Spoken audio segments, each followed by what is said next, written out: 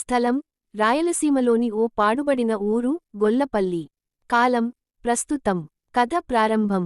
గొల్లపల్లి అనే పాడుబడిన ఊరికి ఎవరూ వెళ్లరు. గ్రామంలోని పెద్దవారు చెబుతారు, అక్కడ రాత్రివేళ గజ్జెల శబ్దాలు వినిపిస్తాయి.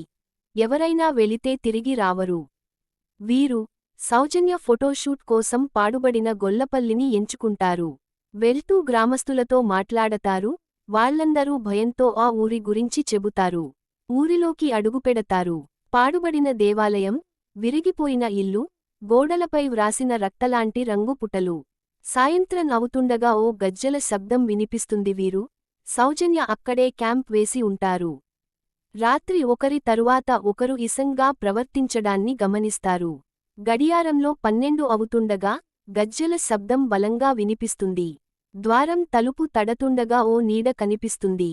వీరు దేవాలయంలో పురాతన శిలాఫలకం చూస్తాడు. అందులో ఒక దేవదాసి కథ ఉంటుంది. ఆమె పేరు గజ్జెల మల్లీశ్వరి, సంగీతం నేర్పినది. ఒక నాయకుడు ఆమెను మోసం చేసి చంపుతాడు. ఆ గాయంతో ఆమె ఆత్మ దయ్యంగా మారుతుంది. గజ్జెల శబ్దాలతో సహా మల్లీశ్వరి ఆత్మ ప్రత్యక్షమవుతుంది. వీణ వాయించుకుంటూ తల వంపుతో సౌజన్యను ఆకర్షిస్తుంది. వీరు శిలాఫలకాన్ని ఆమెకు చూపించి ఆమెకు శాంతి కలిగించే ప్రయత్నం చేస్తాడు. మల్లీశ్వరి ఆత్మ నెమ్మదిగా వీణను నేలపై ఉంచి గజ్జెల గుసగుసలతో మాయమవుతుంది. వీరు సౌజన్య బయటకు పరిగెడతారు. ఆ ఊరికి శాపం తొలగుతుంది. ప్రధాన పాత్రలు: వీరు ఫోటోగ్రాఫర్, సాహసికుడు. సౌజన్య వీరి స్నేహితురాలు. అంతర్యాలాలపై విశ్వాసం లేదు.